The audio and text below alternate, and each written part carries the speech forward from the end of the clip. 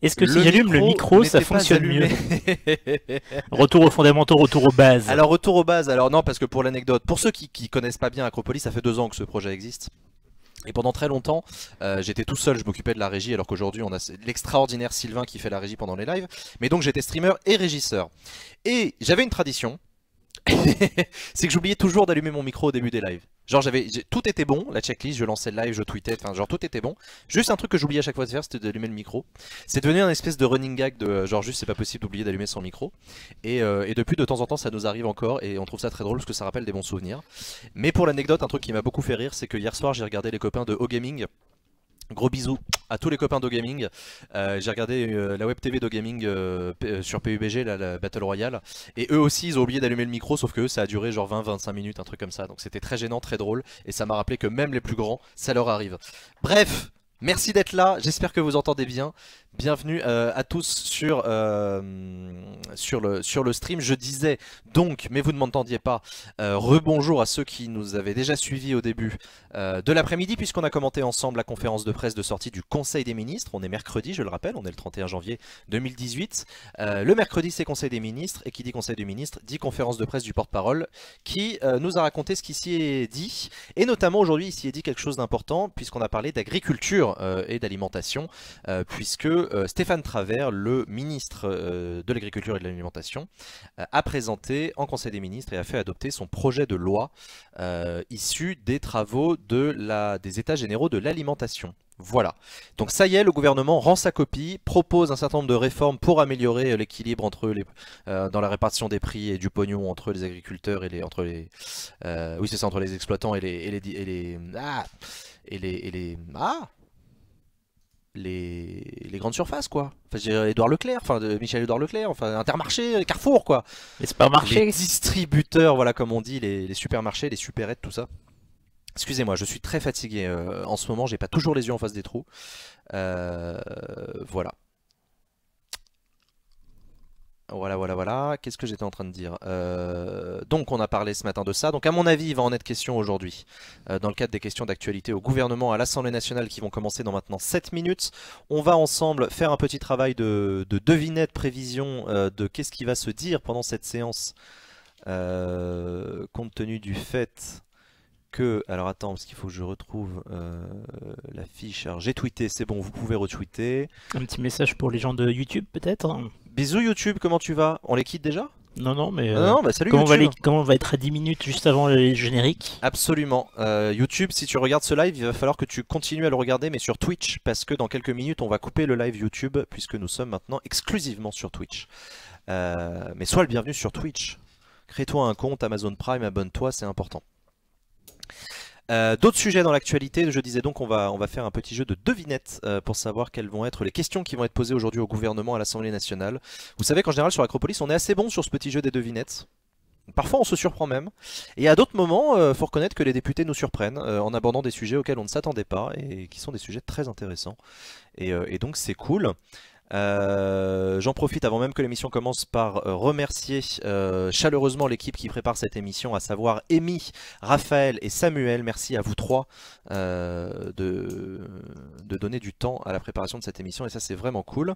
Les EHPAD, vous avez raison dans le chat de parler des EHPAD. Les EHPAD, on en a beaucoup parlé hier. Je rappelle qu'un EHPAD, c'est un établissement d'hébergement pour les personnes âgées dépendantes. Donc ce sont en gros maisons de retraite médicalisées.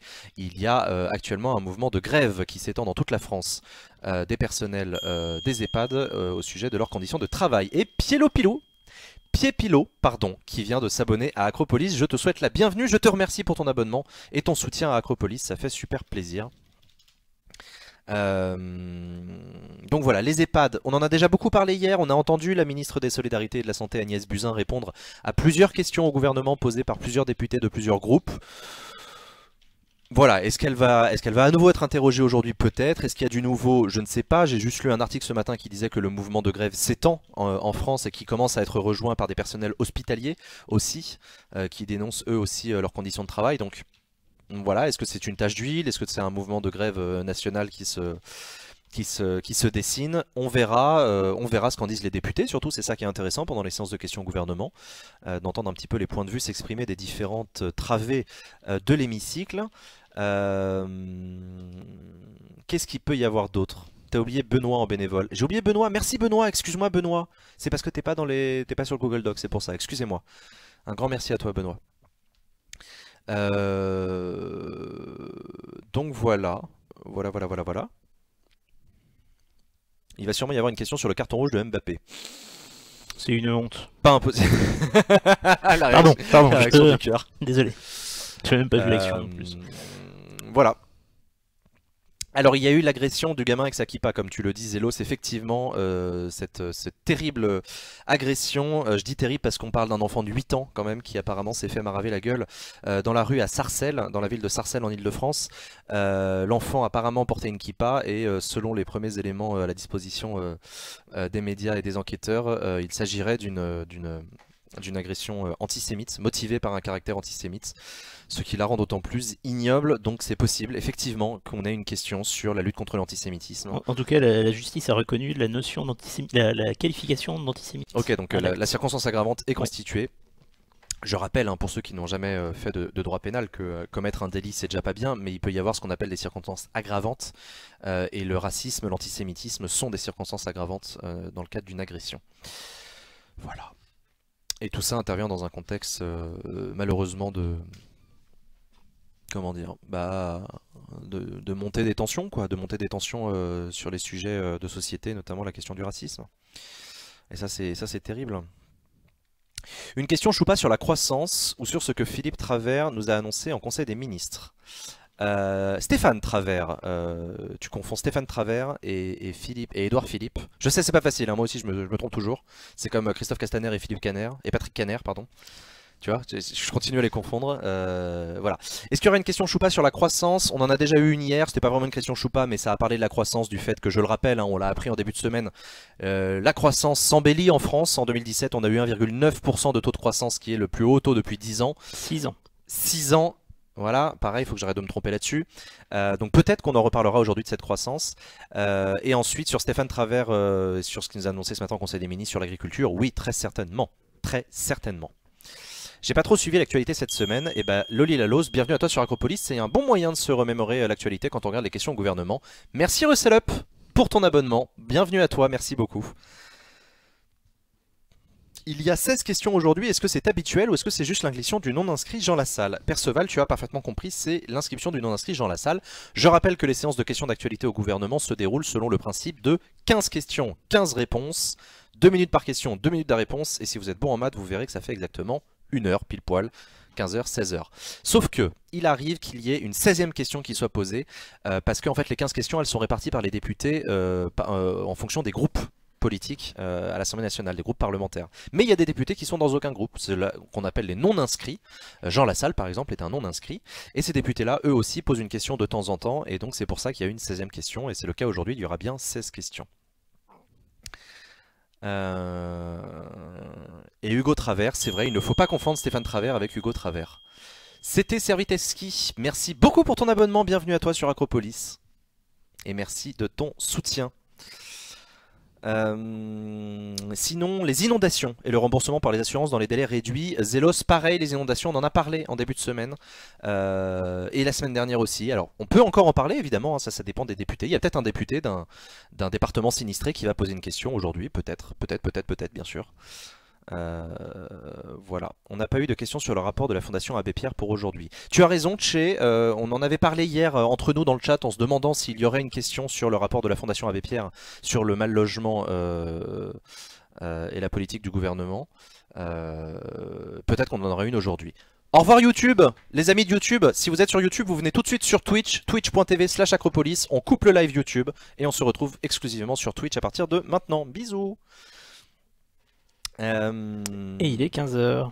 Il est 15h, est-ce que tu as une image? Absolument pas. Bon, et ben on attend alors. Mais mon petit doigt me dit que ça va commencer incessamment sous peu. Tu cliques sur s'abonner à côté du cœur en haut à droite. Oui, pour s'abonner, vous cliquez sur s'abonner, vous choisissez le type d'abonnement qui vous convient le mieux. Et dans tous les cas, on vous en remerciera. Si je me fais agresser alors que j'ai une passoire sur la tête, mon agresseur peut-il être attaqué pour anti-pastafarisme? T'es con. Je parie que Bénédicte taurine pour la question sur le mal logement. Et oui, je triche. Bénédicte Taurine va poser une question. Bénédicte Taurine est une députée insoumise. Peut-être que Bénédicte Taurine va parler du mal logement, j'en sais rien, elle peut parler de plein d'autres sujets. Est-ce que les EHPAD ont été vus? Alors je sais pas ce que tu appelles vu, mais si tu poses la question de savoir si le sujet a été abordé, la réponse est oui. Mais ça ne veut pas dire qu'il ne le sera plus. Au passage, le nombre de questions posées pour chaque groupe est déterminé par le nombre de députés. Absolument, James, c'est exactement comme ça que ça fonctionne.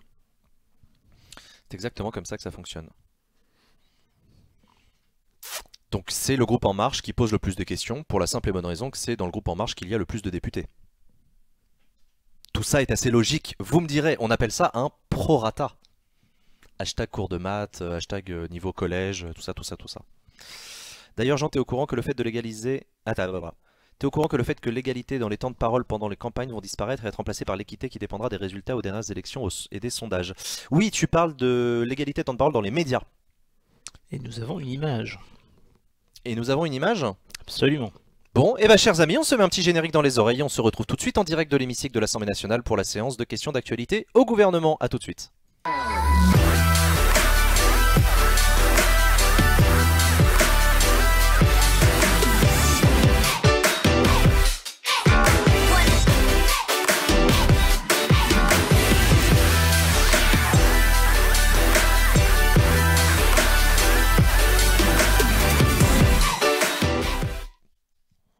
Et bienvenue à celles et à ceux qui nous rejoignent. On est donc en direct de l'hémicycle. Vous voyez les députés s'installer. On attend l'ouverture de la séance par le président de l'Assemblée nationale, François de Rugy. Je crois pas qu'on utilise le mot prorata en cours de maths. Ah bon?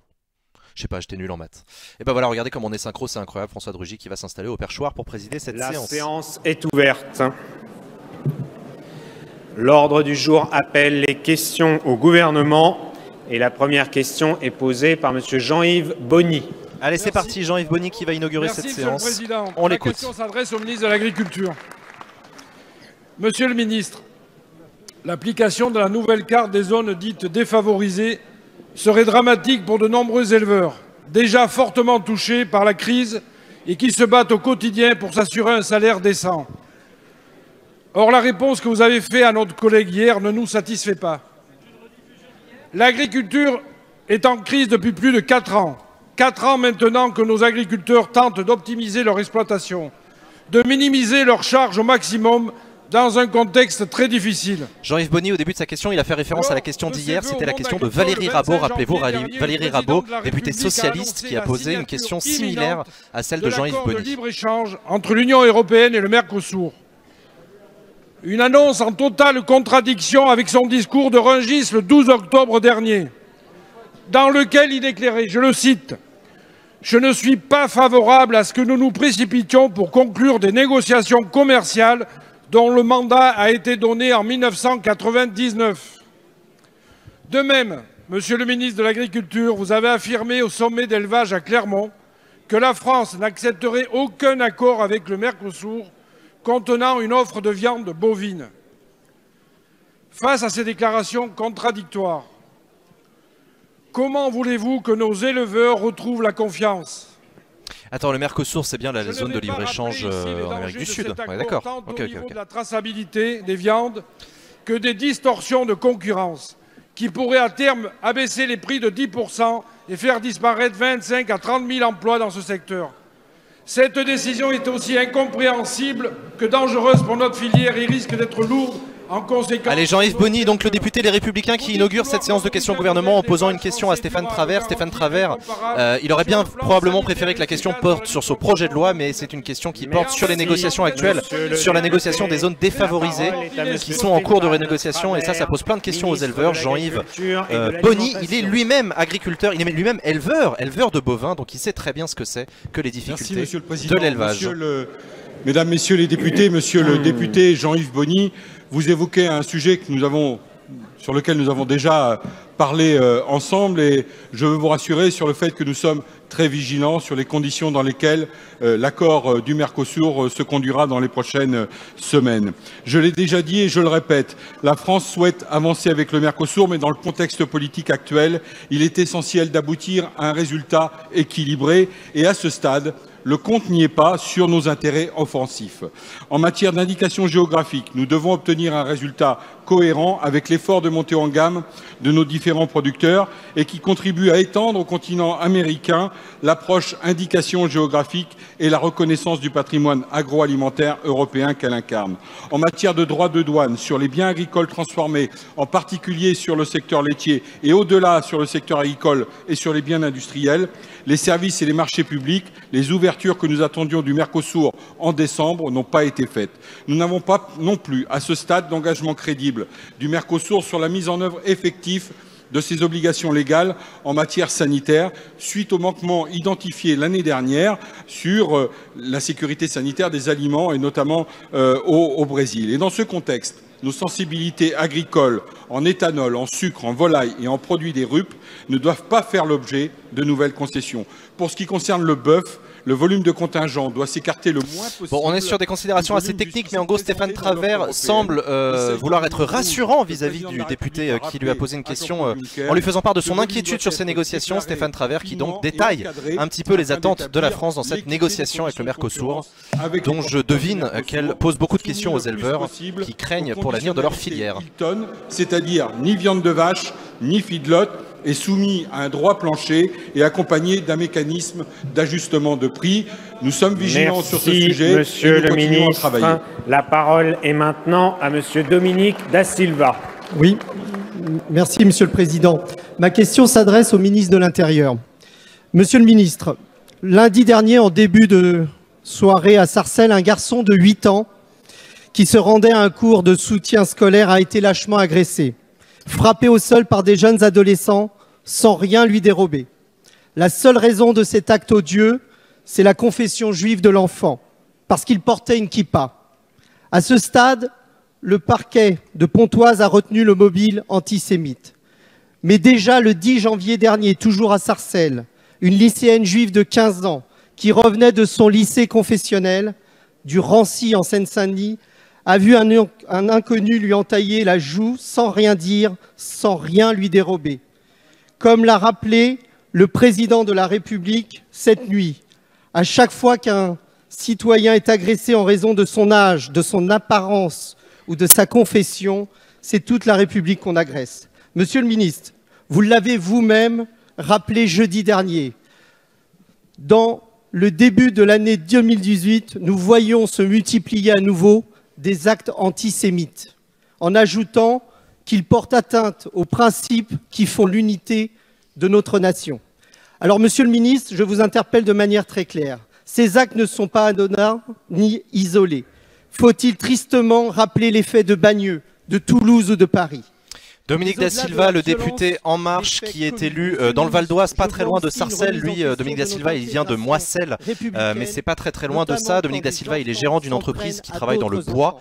Il fait du commerce de bois et de matériaux de construction.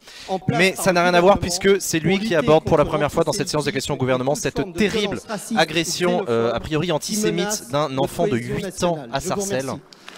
Et qui donc demande au gouvernement, Monsieur le député, de s'exprimer sur cette question-là. Monsieur le Premier ministre. Et c'est le Premier ministre en personne, Édouard Philippe, qui va répondre sur ce sujet ô combien lourd. Monsieur le député Da Silva, lorsqu'on s'exprime et lorsqu'on envisage l'action du gouvernement en matière de lutte contre l'antisémitisme, il faut le faire avec détermination et humilité. Humilité parce que le combat est ancien, qu'il est difficile et que vous comme moi savez qu'il durera longtemps. Alors l'expression de la détermination est indispensable, mais la conscience de l'humilité ne l'est pas moins. Et pourtant il faut être déterminé, et nous le sommes, parce que nous ne pouvons pas accepter que des Français s'en prennent à d'autres Français à raison de leurs convictions religieuses. Nous ne pouvons pas accepter qu'un enfant de 8 ans soit agressé à raison de signes extérieurs qui disent ses convictions religieuses. C'est une agression antisémite, c'est en tout cas ce que le parquet a retenu comme qualification. Et je veux dire, monsieur le député, en plein accord avec l'ensemble de la représentation nationale, j'en suis sûr, que Nous souhaitons que la justice passe, et qu'elle passe, bien entendu, avec sévérité. Hier, dès que nous avons appris cette agression, le ministre de l'Intérieur a demandé aux délégués interministériels à la lutte contre le racisme et l'antisémitisme de se rendre sur place, de rencontrer l'ensemble des acteurs locaux qui, émus, choqués et en colère, après cet acte, voulaient exprimer les angoisses et imaginer quelles solutions pouvaient être trouvées. J'ai moi-même eu tout à l'heure au téléphone le président des communautés juives du Val d'Oise qui m'a fait part, dans des termes très clairs, très retenus bien entendu, à la fois de l'émotion et de la colère. J'annoncerai, je l'ai dit au mois de décembre, j'annoncerai dans quelques semaines, à l'occasion de la semaine d'éducation et d'action contre le racisme et l'antisémitisme, le contenu du nouveau plan interministériel de lutte contre le racisme et l'antisémitisme. Donc pas de changement dans le calendrier. Édouard Philippe maintient le cap. On aura plus d'informations sur ce que veut faire le gouvernement pour lutter contre le racisme et l'antisémitisme dans quelques semaines. Le courage d'affirmer, de reconnaître que oui, il existe une nouvelle forme d'antisémitisme violente et brutale qui s'exprime de façon de plus en plus ouverte sur notre territoire. Lutter contre le racisme et l'antisémitisme, c'est évaluer de manière précise et transparente ce qui est fait dans ce qui est accompli dans cette lutte, les résultats qu'elle produit. J'ai demandé à 2 inspections générales de l'État un rapport d'évaluation sur ce qui avait été fait jusqu'à présent, et ces rapports seront évidemment publics. Nous n'avons rien à gagner à ne pas communiquer directement sur le contenu de nos politiques et sur les résultats qu'elles produisent. Mais lutter contre le racisme et l'antisémitisme, c'est évidemment et avant tout agir pour assurer avec la plus grande détermination l'effectivité des principes républicains. C'est agir en matière de prévention, et le combat sera long. C'est évidemment agir en matière judiciaire et en matière pénale. Il existe au Royaume-Uni notamment la possibilité pour celui qui porte plainte de qualifier lui-même l'infraction. Ça n'existe pas aujourd'hui en France. C'est à l'agent qui prend la plainte de procéder à cette qualification. Et évidemment, la justice est ensuite libre de la retenir ou de ne pas la retenir. Oui, d'accord. Ah, putain, j'ai eu peur. J'ai demandé à ce qu'on évalue la portée de cette possibilité. Édouard Philippe, donc, qui ouvre la porte à peut-être une modification de notre droit à procédure pénale, avec la possibilité pour les parties civiles, enfin les gens qui portent plainte, de qualifier eux-mêmes l'infraction. Ce caractère d'agression antisémite qui est parfois au cœur de la... Ouais, ça fait penser à l'affaire Sarah Halimi, effectivement. Ouais. On verra. Le travail sera long, monsieur le député, vous le savez, nous le savons tous. Beaucoup avant nous ont agi avec, je crois, une immense bonne foi et une immense détermination. Mais nous devons aller encore plus loin.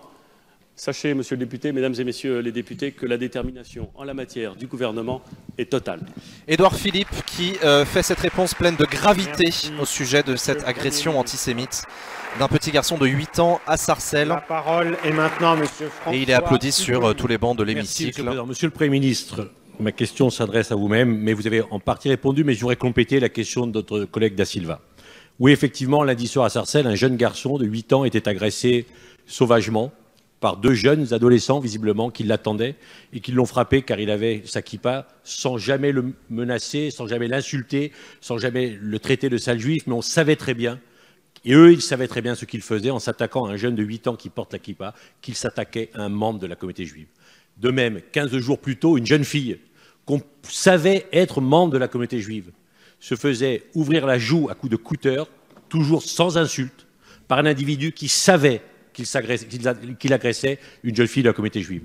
Quelques jours avant, un commerce de Créteil brûlait avec des croix gammées inscrites. Il y a, monsieur le Premier ministre, une recrudescence d'actes antisémites dans notre pays actuellement. Il faut en prendre, effectivement, et vous le savez, toute l'importance. Monsieur le Président l'a dit hier, j'ai eu l'occasion d'en parler avec lui hier soir. Vous l'avez dit vous-même, monsieur le ministre de l'Intérieur également, et je salue la réaction du gouvernement et du Président de la République. Mais il faut effectivement aller plus loin. Et effectivement, monsieur le Premier ministre, vous l'avez dit, aujourd'hui en France, et il faut que nos collègues le sachent, ce ne sont pas les services de police qui font les statistiques des actes antisémites dans notre pays. C'est la communauté juive elle-même qui fait ses propres statistiques, qui sont aujourd'hui sécurisées par le ministère de l'Intérieur. Mais il n'y a pas lorsqu'on porte plainte, de case pour dire que c'est un acte antisémite. Il y a une anomalie.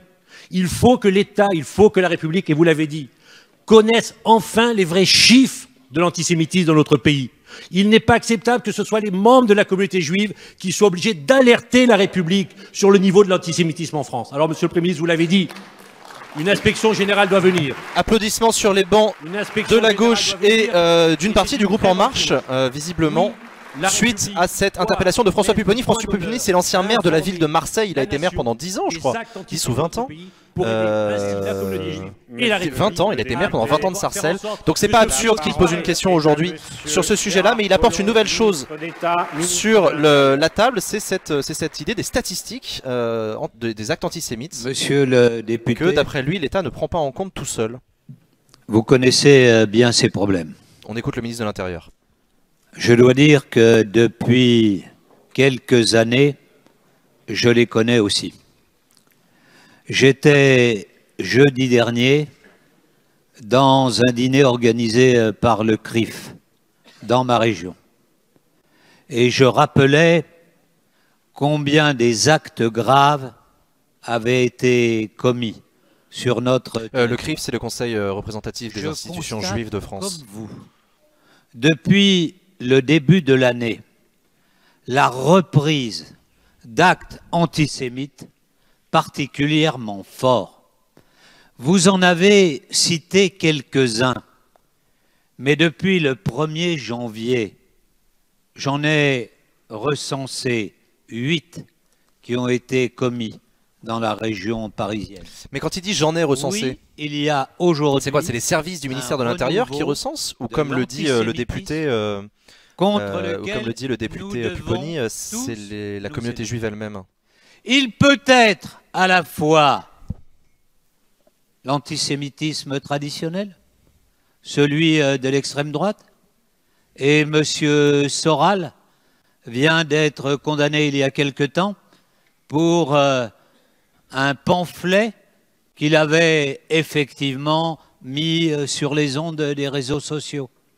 Mais en même temps, aujourd'hui, on voit naître de nouvelles formes d'antisémitisme et je dois dire qu'elles sont toutes aussi intolérables. Alors, dans les prochaines années, nous lutterons contre l'antisémitisme, contre le racisme, parce que c'est la négation, comme vous l'avez dit, des principes mêmes de la République. Merci, monsieur Gérard Collomb, donc, qui n'apporte pas plus de précision technique, en tout cas, sur les méthodes de lutte contre l'antisémitisme. Il a juste rapidement parlé d'Alain Soral, mais il n'y a pas de plus de précision, en tout cas à ce stade-là. Ma question s'adresse à monsieur Stéphane Travert, ministre de l'Agriculture et de l'Alimentation. Monsieur le ministre, vous avez présenté ce matin en Conseil des ministres le projet de loi pour l'équilibre des relations commerciales dans le secteur agricole et alimentaire et une agriculture saine et durable. Ce texte fait suite aux États généraux de l'alimentation qui ont mobilisé l'ensemble des filières agricoles et plus largement tous les acteurs concernés. Ce travail partenarial, au niveau national comme sur nos territoires, a permis d'engager un dialogue riche et constructif. Il sera indispensable de le poursuivre par des échanges réguliers avec les producteurs, les transformateurs et les distributeurs. Face à un secteur en grande souffrance, cette co-construction s'est imposée d'elle-même. Et parler de méthode n'est pas anecdotique, car cette nouvelle façon de faire que nous arriverons à répondre, c'est avec cette nouvelle façon de faire que nous arriverons à répondre avec pertinence et efficacité aux attentes du monde agricole. En effet, il est urgent de mettre fin à ce système qui impose à nos agriculteurs une rémunération inéquitable et bien souvent indécente. Il s'agira donc de rémunérer les agriculteurs au juste prix. Nous devons, filière par filière, repenser en profondeur les modèles de production, les relations entre les acteurs économiques et les conditions d'encadrement et de contrôle. Par ailleurs, dans une économie mondialisée, l'agriculture française doit retrouver toute sa force et se positionner comme un leader européen. Notre responsabilité est également d'assurer une alimentation saine, durable et accessible à tous. Monique Limon, la députée de la majorité, qui donc aborde la question qui intéresse particulièrement le gouvernement aujourd'hui, à savoir ce projet de loi de Stéphane Travert, que vous voyez là, le projet de loi sur l'alimentation et l'agriculture, qui a été adopté ce matin au Conseil des ministres. Donc, c'est Monique Limon qui offre la possibilité au ministre de présenter son projet de loi officiellement. Je précise qu'elle est éducatrice spécialisée et qu'elle a été chef de service éducatif et animatrice locale d'insertion. Et de l'alimentation. Et aujourd'hui, elle est conseillère municipale de la ville de Brécieux. Madame la députée Monique Limon, ce projet de loi, c'est le premier outil d'une mise en œuvre de la politique alimentaire du gouvernement et développe 3 plans stratégiques: assurer la souveraineté alimentaire de la France, promouvoir des choix alimentaires sur la santé, sur l'environnement et réduire les inégalités d'accès sur l'alimentation durable et une alimentation de qualité.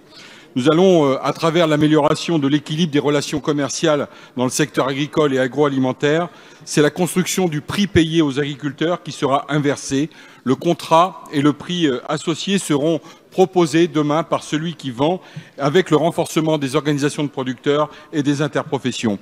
C'est la réouverture des négociations en cas d'évolution des coûts de production sur une durée raccourcie. C'est le relèvement du seuil de revente à perte de 10% et l'encadrement des promotions en valeur et en volume. Et l'article 9 habilite le gouvernement à prendre par ordonnance les 2 mesures pour une durée de 2 ans. C'est la lutte aussi contre les prix abusivement bas, élargie et renforcée.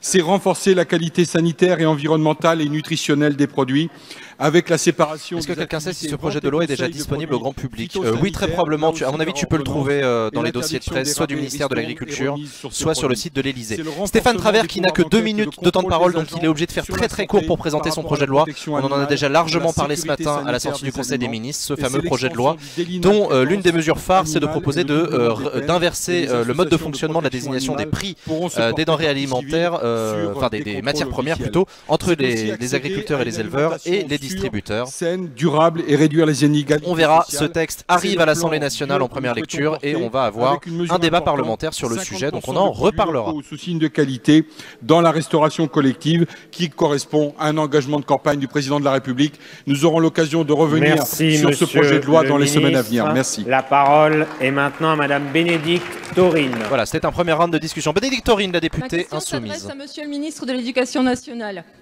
Vous avez annoncé le dédoublement des classes de CP et CE1 dans des zones prioritaires. Ce serait une mesure positive si les moyens nécessaires étaient mis en place. C'est bien là tout le problème. Vos dédoublements reposent sur un redéploiement de moyens.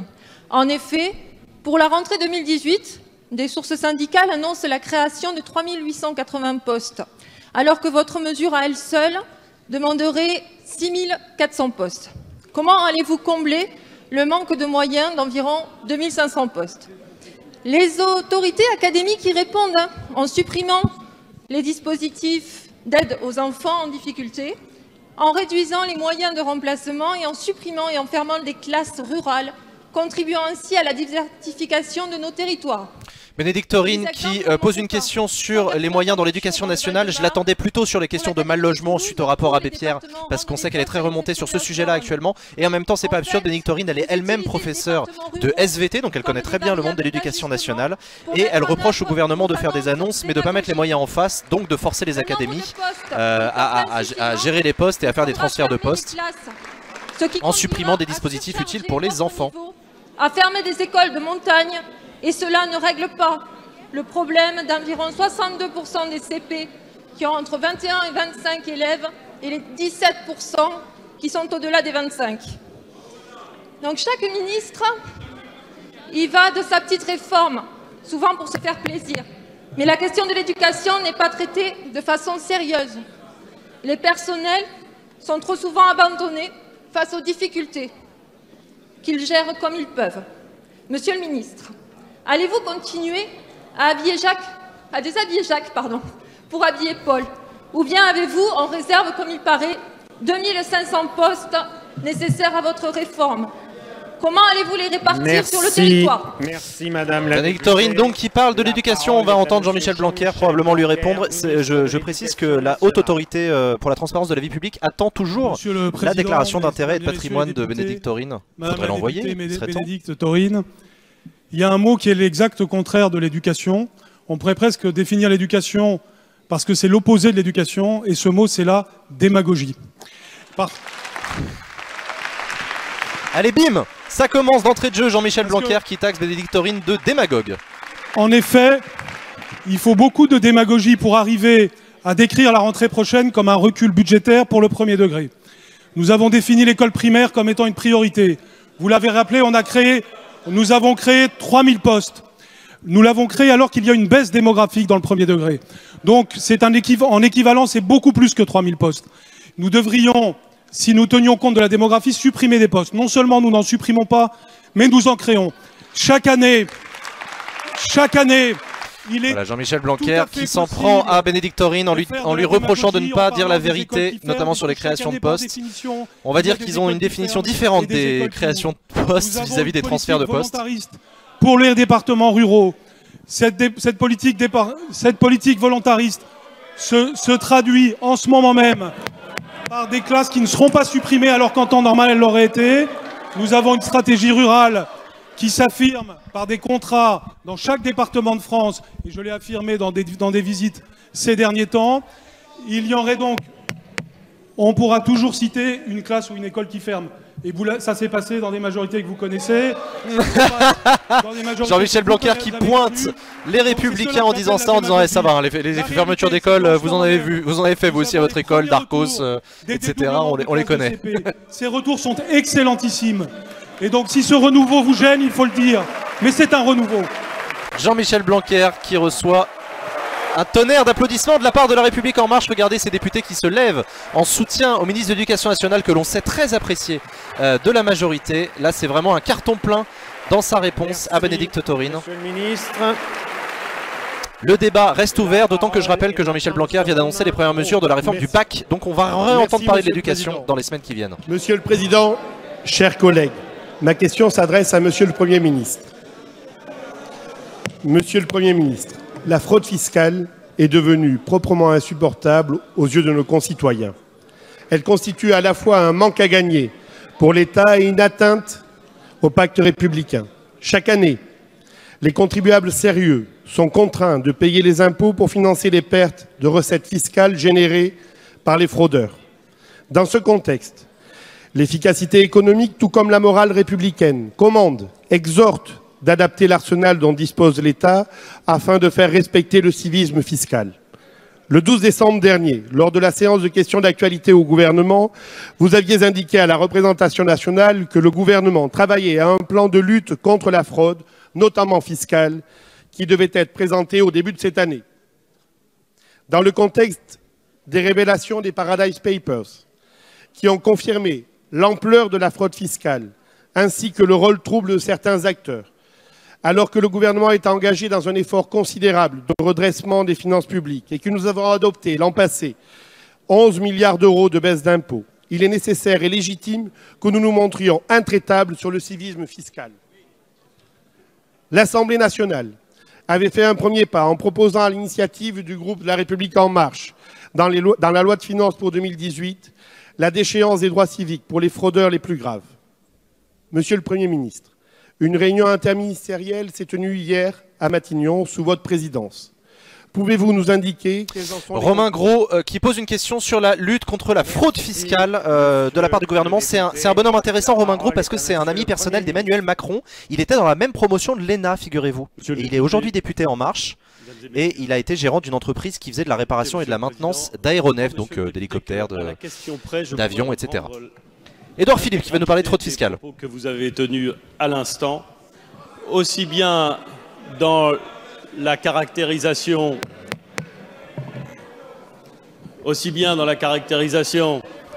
de ce problème insupportable que représente la fraude fiscale, que dans la nécessité que nous avons, dans une période bien particulière, et au moment où nous avons fait un certain nombre de choix, de renforcer la lutte contre la fraude fiscale. Car, monsieur le député, il faut agir, et c'est bien le sens de cette majorité, et c'est bien le sens de l'action du gouvernement, il faut agir en cohérence. Oui, au cours du quinquennat qui vient, nous allons baisser les impôts des particuliers et des entreprises. Et oui, hier, à une immense majorité, l'Assemblée nationale a voté un texte qui permet justement à l'administration, et notamment à l'administration fiscale, de traiter de façon probablement plus bienveillante encore avec le contribuable de bonne foi. C'est justement, monsieur le député, parce que vous avez décidé de tout cela, que nous devons lutter plus efficacement contre la fraude fiscale qui en devient, elle l'a toujours été insupportable, mais qui en devient encore plus insupportable. C'est la raison pour laquelle, monsieur le député, nous avons travaillé, comme je m'y Édouard Philippe qui rappelle que la fraude fiscale, déjà que c'est moche, mais alors quand en plus on baisse les impôts et qu'on est clément avec, avec les mecs qui font un mandat honorable, c'est d'autant plus insupportable. Il faut être certain que les mesures que nous vous proposerons passeront les filtres constitutionnels et seront pesées au trébuchet.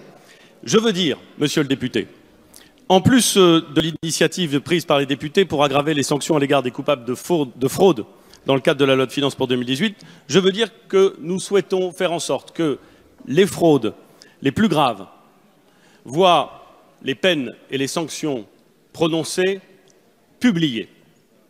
Il faut, dans le cas d'un fraudeur, et d'un fraudeur, encore une fois, il y aura des seuils, il y aura une discussion parlementaire, mais pour des infractions graves, il faut que le peuple français sache qui cherche à s'exonérer des obligations fiscales légitimes. Très intéressant ça. Est-ce que vous êtes d'accord avec cette proposition d'Édouard Philippe qu'on publie les noms des fraudeurs fiscaux qui sont condamnés? Est-ce que vous pensez que c'est efficace? Et est-ce que vous êtes favorable aussi à la déchéance des droits civiques comme l'a proposé le groupe En Marche? De contourner la loi. Et là encore, nous savons, à l'occasion d'un certain nombre de scandales, vous les avez cités, que nous pouvons faire mieux, nous pouvons frapper plus fort, nous pouvons dissuader ceux qui veulent s'engager dans ce chemin. Nous savons aussi, monsieur le député, que l'administration doit pouvoir travailler dans des conditions d'efficacité plus grandes et utiliser les données et les instruments les plus performants d'exploitation des données. Il y aurait quelque chose de curieux, monsieur le député, à ce que, alors que nous sommes dans l'ère du data mining, comme on dit en mauvais français, l'administration fiscale ne soit pas capable d'utiliser ces données considérables pour rechercher puis poursuivre ceux qui fraudent. Nous allons donc organiser l'équipement à la fois matériel, technique et juridique de l'administration fiscale pour aller identifier et rechercher la responsabilité. Édouard Philippe qui donc ouvre la porte à la possibilité de faire des évolutions des condamnations pénales des fraudeurs fiscaux, donc avec ce name and shame par exemple, avec la déchéance des droits civiques, mais qui veut aussi améliorer les moyens de l'administration fiscale pour mieux contrôler les fraudeurs fiscaux. Il l'a expliqué. Soient prises, elles le seront, mais permettez au Premier ministre que je suis de laisser cette annonce-là à celui qui devra les faire. Merci, on en saura plus donc dans les semaines qui viennent. La parole est à Madame Michèle de Vaucouleurs. Merci Monsieur le Président. Mesdames et Messieurs les ministres, mes chers collègues, ma question s'adresse à Monsieur le ministre de l'Intérieur. Monsieur le ministre, à la fin du mois d'octobre, votre ministère a lancé une grande concertation sur la police de sécurité du quotidien.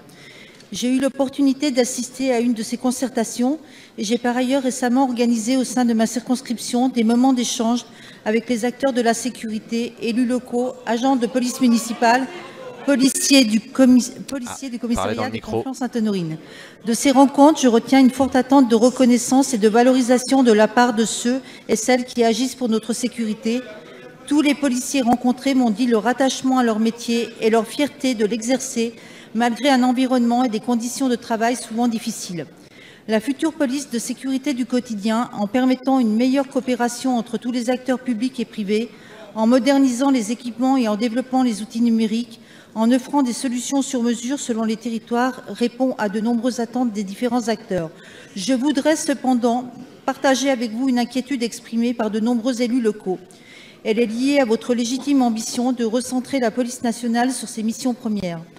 En effet, on peut craindre un transfert de nouvelles compétences aux polices municipales. S'il était avéré, un tel transfert, avec l'impact financier induit, serait notamment préjudiciable aux investissements futurs des communes en matière de sécurité, La vidéosurveillance. C'est intéressant ce que dit Michel de Vaucouleurs qui pose une question sur la police de sécurité du quotidien. Vous savez que c'était un engagement de campagne d'Emmanuel Macron qui commence à être mis en place petit à petit. Mais elle dit attendez, c'est très intéressant, mais si vous recentrez la police nationale sur d'autres missions que celles qu'ils font aujourd'hui, ça va demander à la police municipale de faire plus de travail. Or la police municipale ça coûte de l'argent et donc ça va gréver le budget des collectivités. Que ce recentrage ne se traduira pas par un transfert d'activité vers les polices municipales. Voilà, est-ce que vous pouvez nous rassurer sur le fait que c'est pas parce qu'on réorganise la police nationale qu'on va demander plus à la police municipale? Madame la députée, et donc on va écouter Gérard Collomb. Gérard Collomb, ministre d'État, ministre le de premier flic de France, comme on l'appelle, qui va répondre sur cette réforme de la police Monsieur de le sécurité Président, du quotidien. Mesdames et messieurs les députés, Madame la députée, comme vous le savez, le Président de la République a décidé de faire des enjeux de sécurité des enjeux fondamentaux pour notre pays. Et nous avons lancé la police de sécurité du quotidien. Nous avons envoyé en ligne des questionnaires à tous les commissariats, toutes les gendarmeries, et nous avons eu 70 000 réponses. Et c'est à partir de ces 70 000 réponses que nous avons construit un projet. Parce que nous ne voulions pas le construire du sommet, mais à partir de la base, à partir de la réalité de ce que vivent nos gendarmes, nos policiers, en contact avec la réalité de nos concitoyens. Mesdames et messieurs, cette police de sécurité du quotidien, et je détaillerai ses contours la semaine prochaine, sera d'abord une police aux ambitions. Bon, en gros, Gérard Collomb ne va pas répondre à la question aujourd'hui, cette question précise de quel contour, quel budget, etc. Il présentera tout ça la semaine prochaine. Donc la semaine prochaine, attendez-vous à réentendre parler de ça. Respecter, parce que nous voulons, et avec Madame la garde des Sceaux, nous prendrons un certain nombre de mesures, que notre police soit une police respectée. Troisième dimension, nous voulons une police sur mesure, parce qu'évidemment, la délinquance n'est pas la même suivant les territoires. Enfin, quatrièmement, nous voulons une police connectée, et donc nous ferons la révolution du numérique. Merci, Monsieur le ministre. On en saura plus la semaine prochaine. La parole est à Monsieur Jean Lassalle. Jean Lassalle qui pose une question. Vous connaissez Jean Lassalle, candidat à l'élection présidentielle. Collègues, ma question s'adresse à Monsieur le Premier ministre. Avec humilité, je souhaiterais recueillir votre sentiment à propos d'un sujet sensible pour tous ceux qui aiment la si belle et bouleversante histoire franco-algérienne. La victoire du Front islamique du Salut, le 26 décembre 1991, le coup d'État qui s'ensuivit et l'arrivée au pouvoir du président Bouteflika en 1999 aurait donné lieu à un accord au terme duquel le pouvoir reviendrait à l'armée à la fin de la présidence de ce dernier.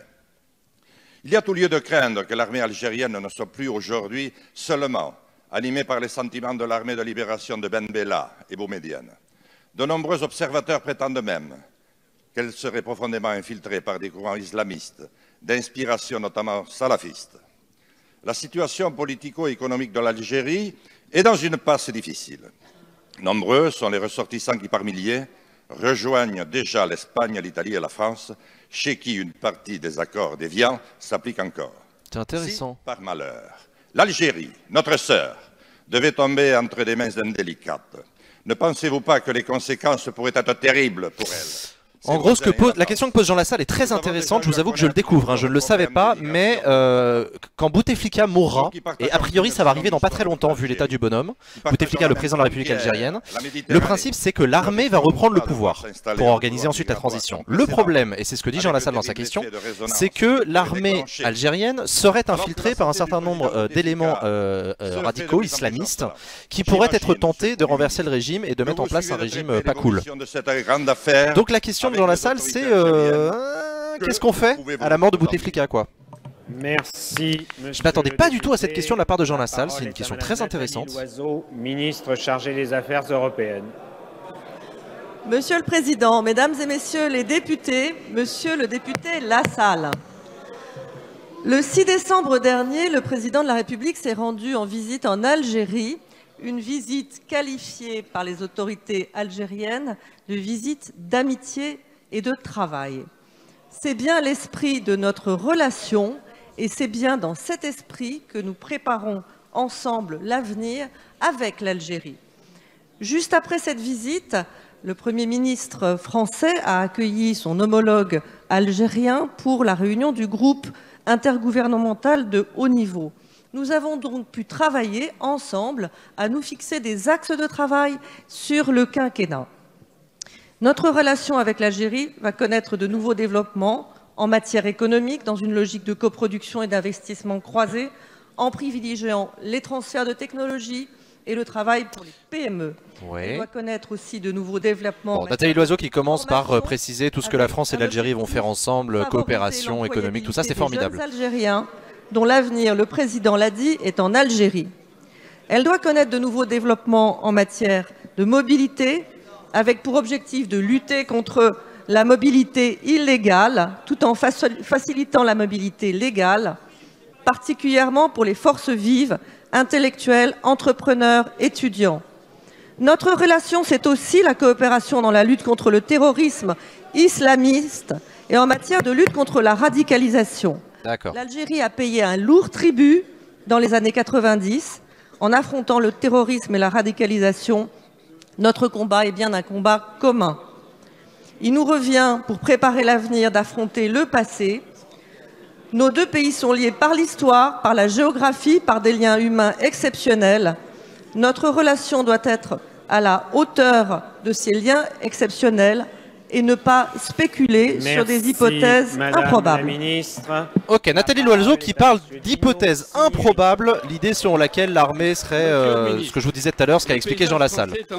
C'est assez sec hein, comme réponse, mais bon. Le développement ahurissant des parcs d'éoliennes, les Français sont attachés au développement des nouvelles énergies, mais les riverains qui subissent de nombreuses nuisances, notamment les flashs lumineux, le bruit, sont directement pénalisés par la perte de la valeur de leur terrain. Hier, la majorité a voté différentes mesures en faveur du développement à tout va de l'éolien terrestre et maritime, et ce, sans aucune étude d'impact. Ah, c'est une question anti-éolienne, c'est intéressant, c'est rare qu'on entende ça. Alors que la question de l'installation d'éoliennes dans des zones classées ou protégées n'a même pas été abordée. À titre d'exemple, il y a un projet d'implantation de 10 éoliennes au cœur du massif forestier de Taillard et du parc naturel régional du Pilat, qui sont les poumons verts du département de la Loire. Il s'avère qu'en dépit d'une enquête publique dont les contributions ont été majoritairement défavorables, d'un avis défavorable du bureau du parc naturel régional du Pilat, d'un avis défavorable de l'architecte des bâtiments de France, d'un vote défavorable de la commission départementale de la nature, des paysages et des sites et de l'annulation par la juridiction administrative du schéma régional de développement éolien, le préfet de la Loire s'apprêterait à signer le permis de construire des ailes de Taillard. Très franchement, Monsieur le ministre, on ne voit pas l'intérêt de mettre des procédures en place autour des installations classées pour la protection de l'environnement.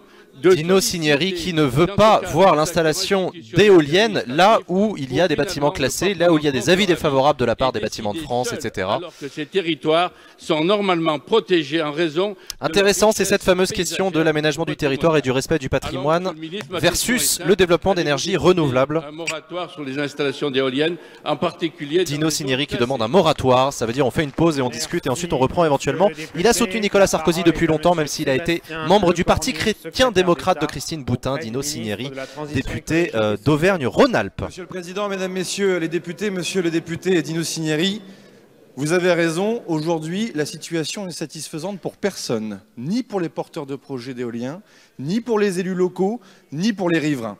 C'est pour ça que cette majorité a choisi de s'engager dans une voie de libération des freins inutiles pour l'éolien. À titre d'exemple, par exemple, la réforme des procédures pour le repowering, le changement de technologie, qui permet d'ailleurs bien souvent d'apporter des réponses sur les problèmes de bruit. faire évoluer. Non, pardon, il n'est pas non, excusez-moi, il n'est pas député régional de.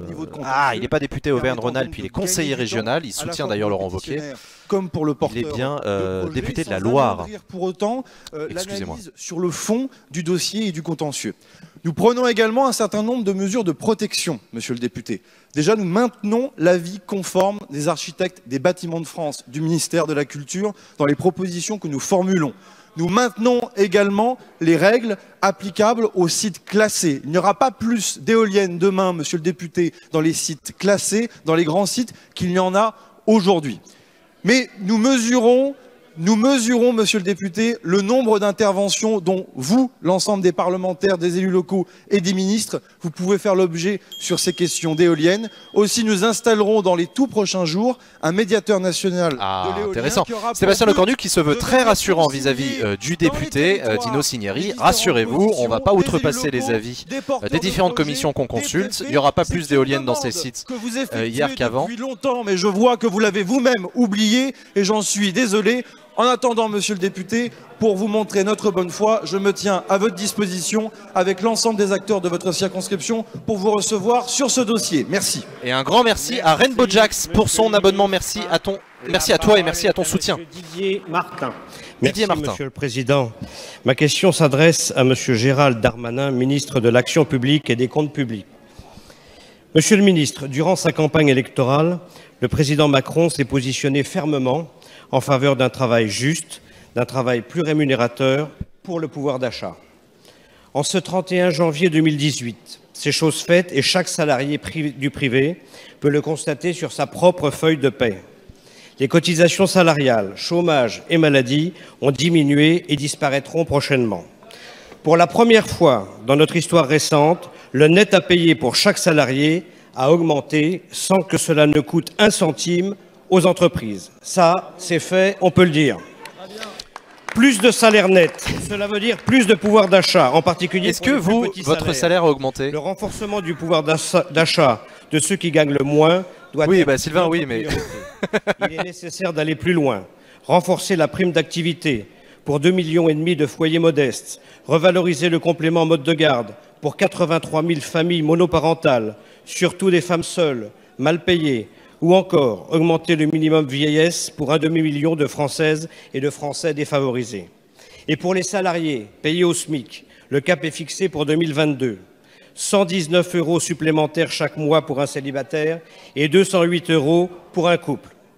N'en déplaise à ceux qui veulent tailler au président Macron le costume d'un président des riches, il sera le président du travail, le président de la feuille de paye, le président du pouvoir d'achat et de l'entreprise. Le ton monte entre le député dijonnais et la France Insoumise que vous entendez à la gauche de l'hémicycle lui reprocher sa question. Didier Martin qui pose la question choupa du jour. Le pouvoir d'achat augmente et en plus ça coûte pas un rond aux entreprises. C'est formidable, etc. Didier Martin, je précise qu'il est neurocardiologue au CHU de Dijon. Et c'est Gérald Darmanin qui prend la parole pour nous parler du pouvoir d'achat et de ce que fait le gouvernement pour le pouvoir d'achat. En effet, désormais, les Français, nous le savons, quelles que soient nos familles politiques, quelles que soient les élections dans lesquelles nous nous présentons, veulent la preuve. Et la preuve, ils l'ont effectivement pour 21 millions de salariés, pour les indépendants à partir du mois de juin. Ah, il est neuroradiologue, pardon, pas neurocardiologue. Ça veut rien dire neurocardiologue en plus. De leur pouvoir d'achat. C'est la première fois en dehors des revalorisations du SMIC depuis la Libération qu'un gouvernement augmente en effet le pouvoir d'achat de tous les salariés français sans passer par l'arrondissement des charges pour les entreprises.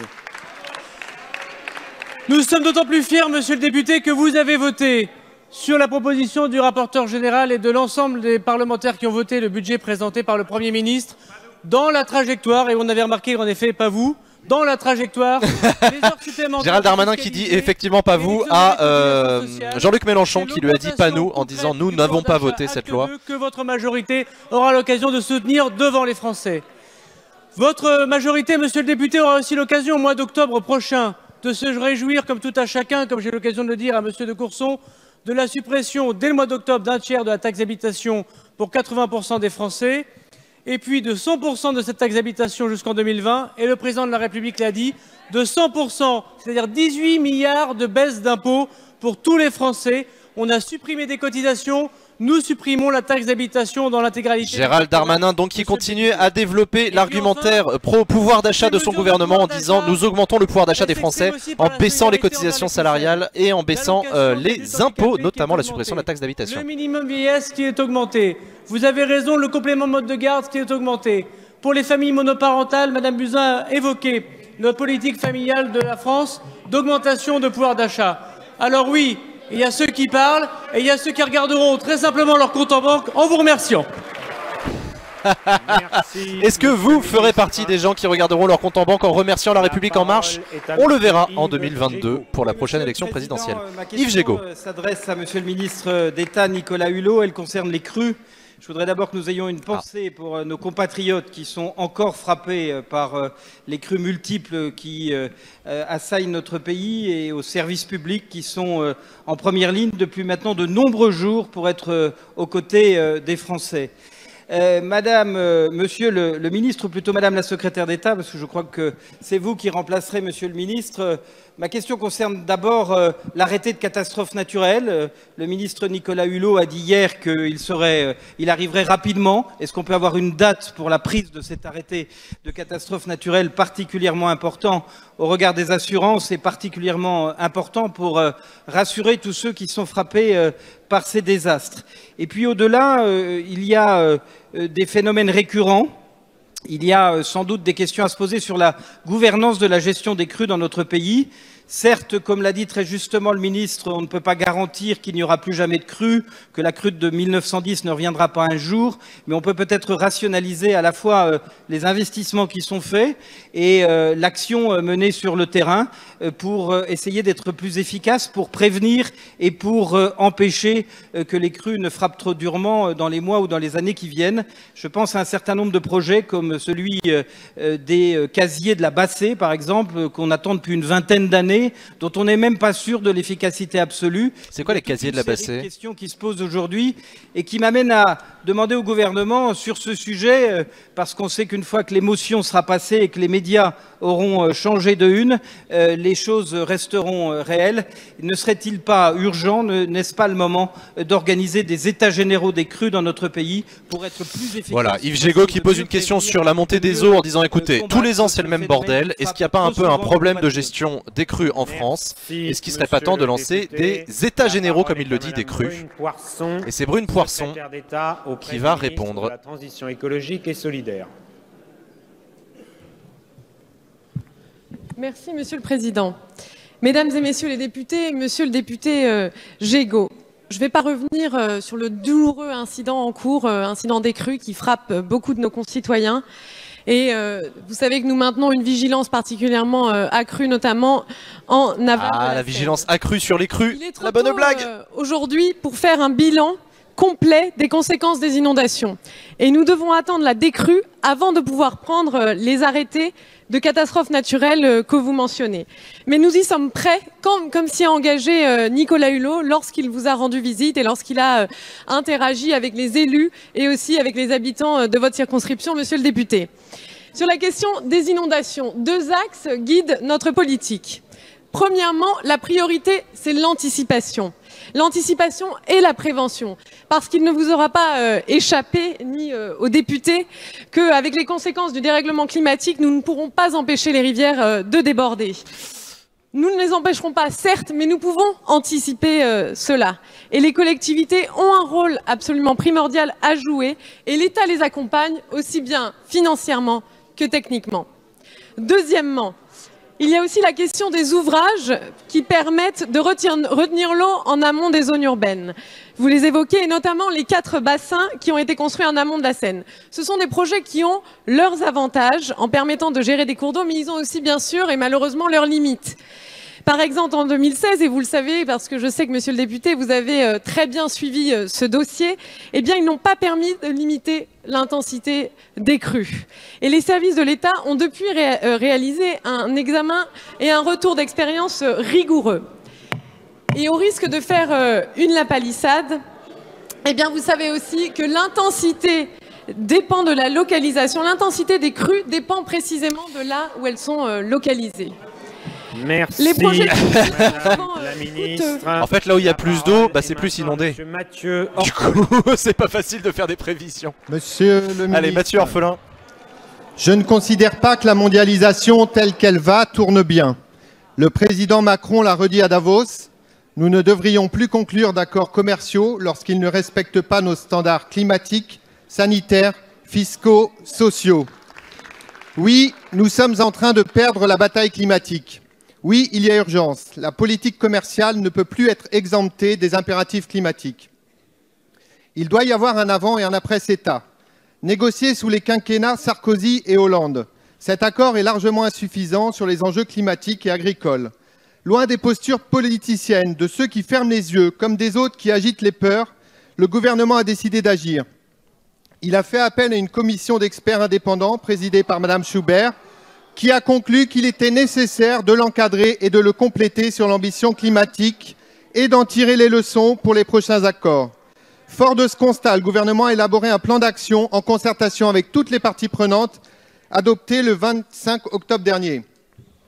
Où en sont les mesures prévues pour concrétiser le veto climatique, pour anticiper la taxation des énergies fossiles les plus polluantes, pour assurer le suivi de l'effet pour nos filières agricoles. Mathieu Orphelin, l'ancien député écologiste, enfin l'ancien membre d'Europe Écologie Les Verts, je veux dire, pardon. S'il devait y avoir un pôle écologiste au sein d'En Marche, Mathieu Orphelin en ferait clairement partie. Il a été chef de service économique de l'Agence de l'environnement et de la maîtrise de l'énergie. C'est son sujet et vous l'entendez poser une question au gouvernement en disant quand est-ce qu'on respectera nos engagements vis-à-vis de la lutte contre le réchauffement climatique. Nous n'avons toujours pas accès au texte consolidé. Autant de questions fondamentales, et il y en a d'autres. Alors, Monsieur le Ministre, pouvez-vous prendre l'engagement d'associer les parlementaires et les parties prenantes à un suivi détaillé et régulier, tous les 2 mois, de l'avancée des 65 mesures du plan gouvernemental? Je vous remercie. Merci. C'est pas une question choupa, c'est même plutôt l'inverse. C'est une question assez pressante auprès du gouvernement, de la part de ce député, pourtant membre d'En Marche. Merci beaucoup, Monsieur le Président, Mesdames et Messieurs les députés. Monsieur le député Mathieu Orphelin. Oui, la force de ce gouvernement et de cette majorité, c'est de réconcilier l'écologie et l'économie. Nous revendiquons une ambition commerciale internationale forte pour la France. On ne peut pas à la fois verser des larmes de crocodile sur un déficit commercial et ne pas chercher de nouvelles opportunités, de nouveaux débouchés pour nos producteurs. C'est le cas avec ce traité entre l'Union européenne et le Canada qui a permis cette année, en 2017, à nos productions, par exemple, de vin et spiritueux d'augmenter de 9%, à nos productions de fromage et de lait également d'augmenter considérablement. C'est vrai, les Canadiens nous ont acheté du pinard et du clacos. Une ambition. C'est formidable le CETA alors. Affirmée. Eh bien, savez-vous, Monsieur le Président Jacob, que seulement 1% du quota canadien est utilisé. Et donc, il faudra rappeler la vérité. Jean-Baptiste Lemoyne qui se lance dans une diatribe personnelle avec Christian Jacob, que vous voyez là, président du groupe Les Républicains et agriculteur lui-même. Et le Canada ont donné leur accord. Ça va donc être fait. Avec Brune Poirson, avec les ONG, nous travaillons à ce suivi scrupuleux des engagements environnementaux pris par la Commission. Et donc, vous savez également, Nicolas Hulot, Catherine McKenna, son homologue canadienne, travaillent à des mesures très concrètes qui vont être annoncées d'ici quelques semaines. Et je peux vous dire que la nouveauté, c'est aussi que cet accord, eh bien, il va être mis en place sous le signe de la transparence et de la déontologie. Déontologie qui va encadrer la cour d'investissement. Transparence grâce à une étude d'impact exemplaire, telle que l'a demandé la présidente de la Commission des Affaires étrangères de votre Assemblée, avec des données travaillées avec des instituts de recherche. Et donc, aujourd'hui, nous vous appelons à mettre en place, à écrire une nouvelle page de l'histoire entre la France et le Canada sous le signe de la confiance. Merci, Monsieur le Ministre. Et un gros bisou à nos amis du Canada. Fabien Roussel, le député communiste. Monsieur le ministre de l'Industrie, la gestion de la reprise d'Ascométal pose une nouvelle fois la question de la stratégie industrielle de l'État. Le gouvernement a en effet refusé de soutenir le seul groupe qui proposait de reprendre tous les sites. Et cela, bizarrement, au profit d'un groupe suisse-allemand et de la banque Rothschild, qui propose de laisser sur le carreau 300 salariés et une aciérie ultra performante à Saint-Saulve. Ce serait une nouvelle défaite sur le front de l'emploi pour notre industrie et pour nos savoir-faire. Attends, c'est la même question qu'hier, ça on est d'accord. Plus largement, oui, on est d'accord. C'est notre souveraineté économique qui est en jeu. En 25 ans, notre industrie a perdu 1,4 million d'emplois et plus de 1000 usines ont fermé.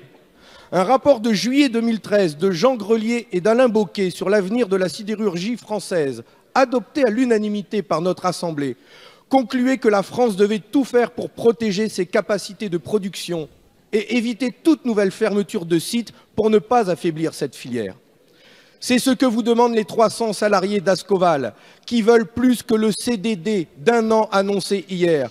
C'est aussi ce que réclament les salariés de Foss, d'Agondange et de Lefrain-Cook, pas plus rassurés non plus par le repreneur Schmolz, qui ne s'engage que sur 24 mois, le temps sans doute de récupérer nos carnets de commandes pour alimenter ces usines en Allemagne. Donc Fabien Roussel, le député communiste du Nord, qui revient à la charge, puisque la question a déjà été posée hier, sur cette question de l'usine de l'aciérie d'Ascoval. Il y a des inquiétudes sur l'avenir des emplois, parce que le repreneur qui a été choisi par le tribunal ne garantit pas le maintien de ce site. Réellement protéger nos emplois et défendre. Fabien Roussel, je précise qu'il est membre de la commission des finances, qu'il est ancien journaliste caméraman, figurez-vous, et qu'il a été conseiller chargé de communication pour diverses personnalités publiques. C'est pour ça qu'il a écrit assistant parlementaire dans son métier. Je rappelle que les métiers qui sont écrits ici sont les métiers déclarés par les députés dans la fiche qu'ils remplissent. Monsieur le Président, Mesdames, Messieurs les députés, pour l'Assemblée nationale. Deux questions. Christophe Castaner. Global, et vous avez raison, la préoccupation de voir ces 30 dernières années notre pays se désindustrialiser massivement. Et aujourd'hui, les conséquences que nous en avons, notamment sur la balance du commerce extérieur. Et donc oui, il faut aujourd'hui investir massivement dans l'entreprise. Et nous aurions pu, notamment au moment de la loi de finances, apprécier votre soutien quand nous investissons massivement justement pour faire en sorte que l'économie française soit plus attractive, notamment pour les investissements étrangers. Mais vous m'interrogez au-delà de ce premier sujet plus global, où je crois qu'il faut de la cohérence dans les postures et il faut comprendre les conséquences localement de quelque chose que l'on peut refuser qui s'appelle la mondialisation. Mais vous m'interrogez sur un sujet très concret. Et je voudrais, comme vous, monsieur le député Roussel, même si cela semble intéresser assez peu certains de vos collègues, je voudrais, comme vous, m'intéresser à ces 300 salariés. Parce que s'il y a une décision de justice, et le gouvernement n'a pas vocation à interférer dans la décision de justice qui a organisé la cession du groupe d'Ascométal, et nous n'avons pas vocation à interférer dans une décision de justice. Par contre, comme vous, monsieur le député, personne ne peut se satisfaire. Ouais, c'est la justice qui a choisi le repreneur, c'est donc la justice qui a choisi de faire confiance à cette entreprise suisse, Schmolz. Donc le gouvernement ne veut pas critiquer la décision, ceci étant, Christophe Castaner qui rappelle que le gouvernement est prêt à travailler pour aider à maintenir les emplois. Que nous retrouvions ensemble un repreneur sur ce site. Ce site a des qualités, notamment la qualité des femmes et de ses hommes et de sa formation, de son expérience, de son savoir-faire. C'est la raison pour laquelle les deux ministres en charge de ce dossier ont reçu hier l'ensemble des collectivités locales, l'ensemble des financeurs pour commencer à travailler sur une solution pérenne. Et le ministre Bruno Le Maire a proposé ce matin même de recevoir d'ici la fin de la semaine l'ensemble des salariés parce que c'est tous ensemble que nous devons trouver une solution qui permettra de pérenniser ce site essentiel. Pourquoi il est limite odieux, Castaner, là? Il n'y a rien de particulier, il répond à la question. Monsieur le ministre, la parole est à Madame Nathalie Elimas. Merci Monsieur le Président, Mesdames et Messieurs les ministres. Ma question s'adresse au ministre de l'Intérieur. Monsieur le ministre, depuis de nombreuses années, policiers et gendarmes pointent régulièrement la difficulté de leurs conditions de travail et la vétusté de certains locaux. On le sait, des rustines ont été posées ici ou là, mais malheureusement, elles n'ont pas permis de répondre à ce problème persistant.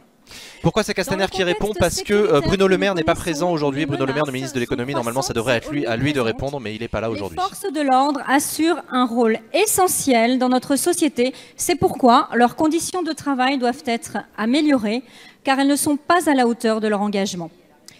Le surmenage et la lassitude face à des missions toujours plus nombreuses entraînent mal-être et questionnement chez ces femmes et hommes que j'ai eu l'occasion de rencontrer, mais leur mobilisation n'en reste pas moins exemplaire et je tiens ici à les saluer.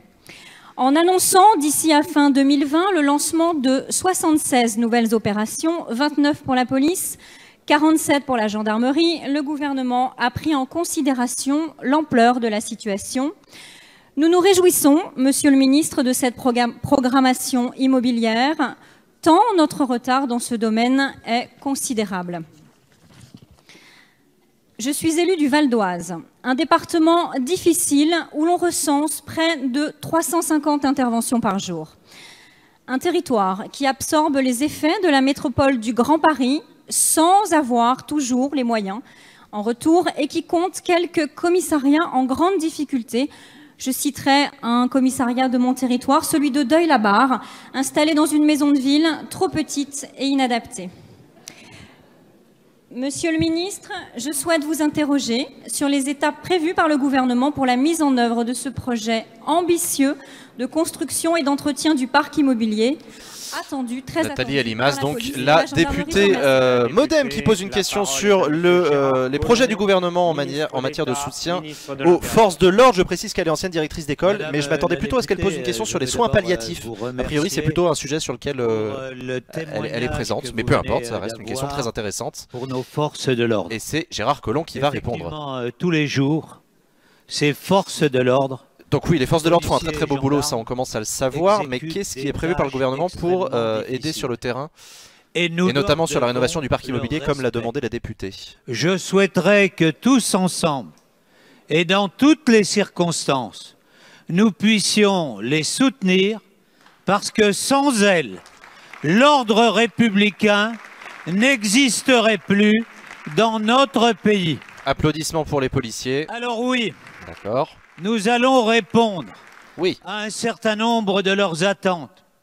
Et d'abord, en termes d'équipement, en termes d'immobilier, parce que nous savons que nous avons pris du retard et qu'il y a aujourd'hui beaucoup d'attentes. C'est pour cela que nous allons accroître l'année prochaine le budget de l'immobilier pour la police de 5%. Pour la gendarmerie de 9%, que pour les 3 ans à venir, et avec l'aimable complicité du ministre des Comptes publics, nous allons prolonger cet effort pour les 3 prochaines années. Ah, Gérard Collomb qui se veut rassurant vis-à-vis des députés en leur disant que oui, il y aura bien une augmentation de budget sur l'immobilier de la police et de la gendarmerie. Ça, c'est une réponse concrète à une question concrète. Du quinquennat, et je peux vous dire que votre commune de Deuil-la-Barre a déjà recueilli notre attention. Ah, Gérard Collomb qui fait un clin d'œil en disant « T'inquiète ton commissariat, on va te l'agrandir ». Merci Monsieur le Président. Oui, on est méchant avec Gérard Collomb, mais il répond aux questions. Que compte faire concrètement la France au Conseil de sécurité de l'ONU pour contribuer activement à une solution durable de retour à la paix civile en République démocratique du Congo? Car la situation subie aujourd'hui par le peuple congolais est terrible.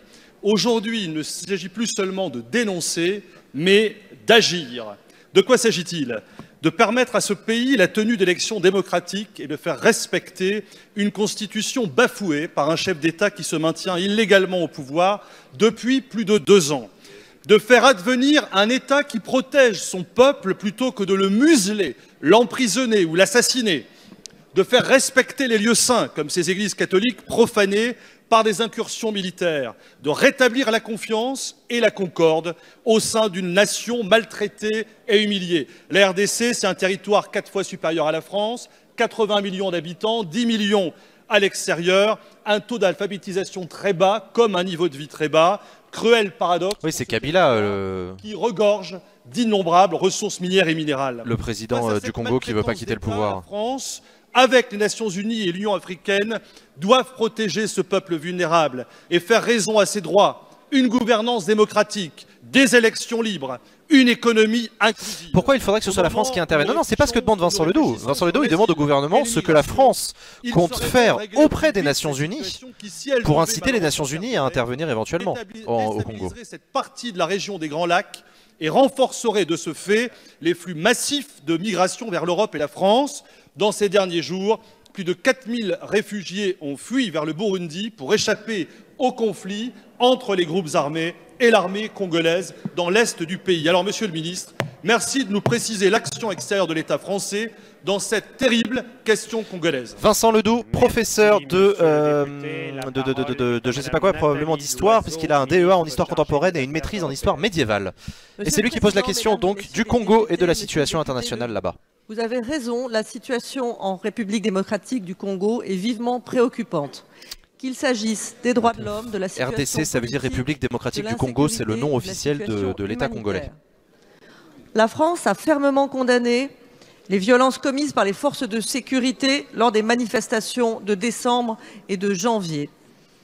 Nous appelons les autorités congolaises à s'assurer que les responsables de ces violences soient traduits en justice. La situation dans les Kasaï recueille particulièrement notre attention. Des événements graves s'y sont déroulés que nous condamnons naturellement. Toute la lumière doit être faite sur ces violences. Je lance à nouveau un appel au respect des droits de l'homme et des libertés publiques en RDC. Il y a deux États congolais, la RDC et le Congo. Mais alors c'est le Congo-Brazzaville alors? La France demande à toutes les parties prenantes de s'abstenir de tout recours à la violence. L'Union européenne a d'ailleurs adopté des sanctions individuelles en raison des violations des droits de l'homme. D'accord, il y a la RDC et la République du Congo. Ok, autant pour moi. Vous avez raison, des élections transparentes permettant une alternance pacifique et démocratique sont plus que jamais indispensables.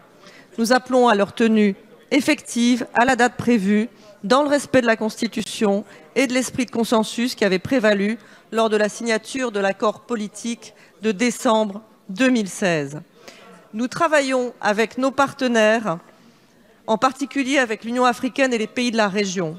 Nous soutenons l'action de la mission des Nations Unies en RDC, la MONUSCO, qui paye un lourd tribut pour la protection des populations civiles. La France a par ailleurs augmenté son aide humanitaire à la RDC, qui a atteint l'année dernière 2,4 millions d'euros. Voilà Nathalie Loiseau qui rappelle que la France soutient l'action des Nations Unies et de l'Union africaine dans cette région et s'inquiète de la situation. Merci, Fiona Monsieur Lazare. le Président. Ma question s'adresse à Monsieur le ministre de la Cohésion des Territoires. Monsieur le ministre, en France, plus de 4 millions de personnes sont mal logées. Un chiffre en augmentation qui traduit la nécessité de réinventer les politiques du logement. Parce que cette situation, nous en héritons.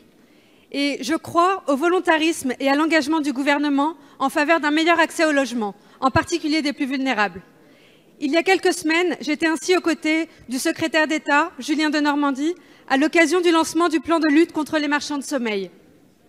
Ce volontarisme, je le salue parce qu'il est nécessaire, car les enjeux sont là.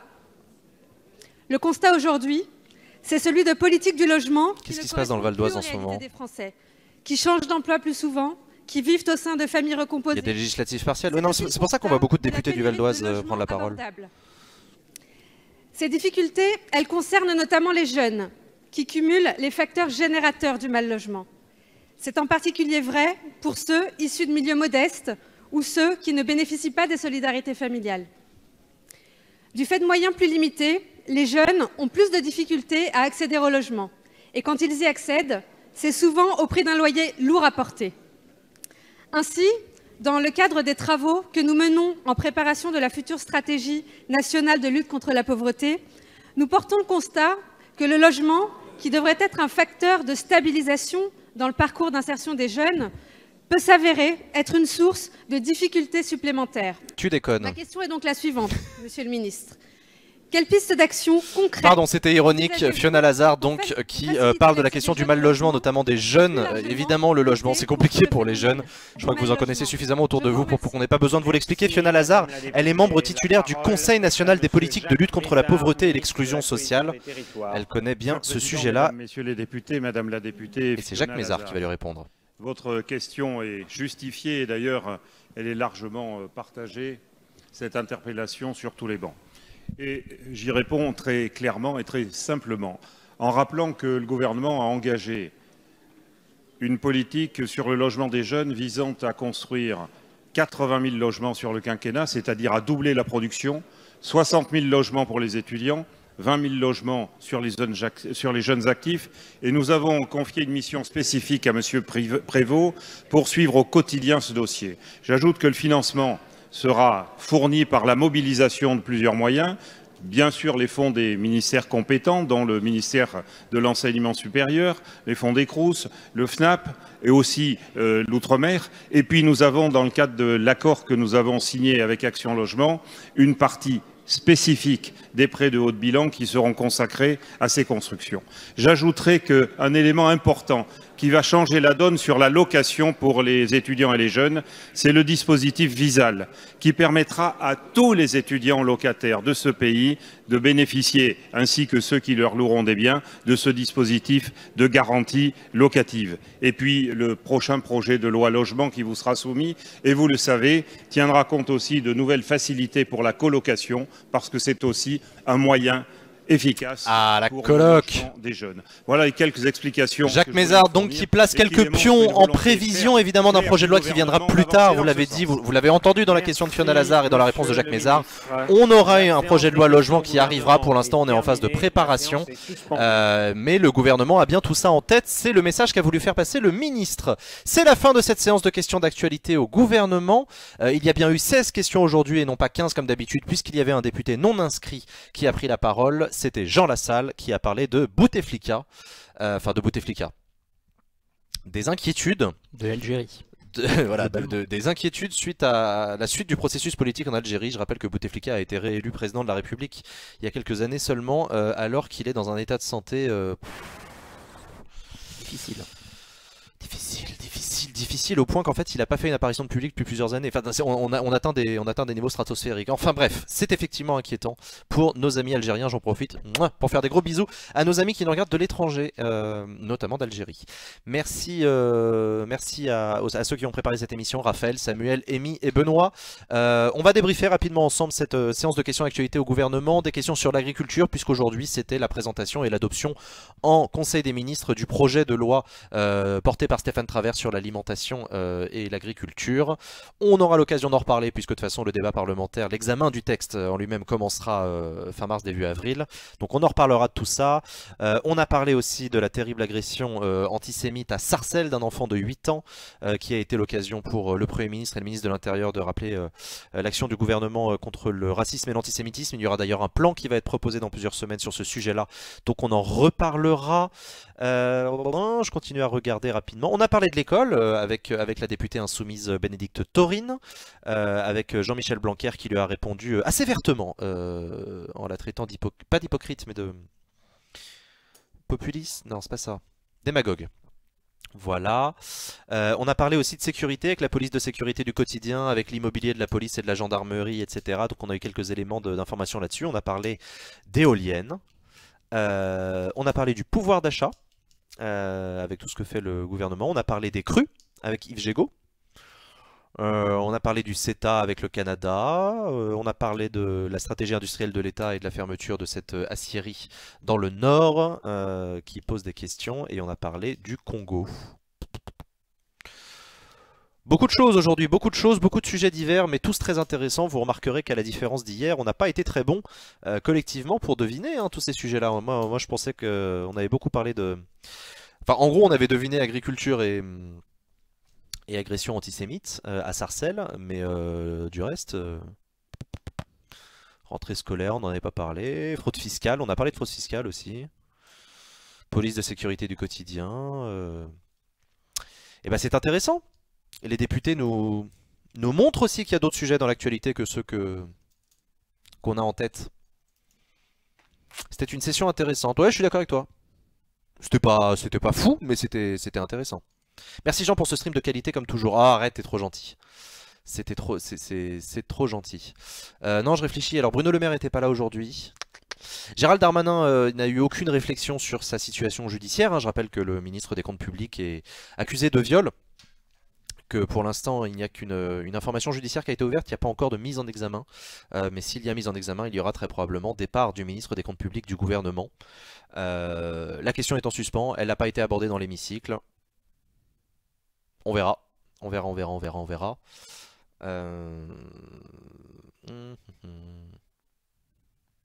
Qu'est-ce qu'on n'a pas abordé aussi aujourd'hui ? Jean-Yves Le Drian n'était pas là, il n'y a pas eu de questions sur la Turquie, la Syrie. Il y a pas eu de... Ouais, Turquie, Syrie, t'as raison, on a parlé du Congo, ouais, effectivement, t'as raison. On en a parlé hier, donc bon. Est-ce que ce ne serait pas le troisième ministre viré? Plus compliqué que ça, parce qu'il n'y a pas de ministres qui ont été virés, il n'y a que des ministres qui ont démissionné. Enfin, tu me diras... Officiellement. Officiellement, ouais. Attends, qui on a eu? François Bayrou au début du quinquennat, Marielle de Sarnez. Richard Ferrand. Richard Ferrand, ouais, Richard Ferrand. Et s'il y a une autre encore du Modem, enfin pas de Modem, UDI. Létard? Léotard? Non. Attends. Sylvie Goulard. Goulard. Voilà. Donc effectivement, il y en a eu quelques-uns, ouais. Mais qui ont officiellement démissionné. Dans le cadre de l'enquête, notamment sur les assistants parlementaires, du Modem. Du Modem. Au Parlement européen. Et on a un don de 6 €.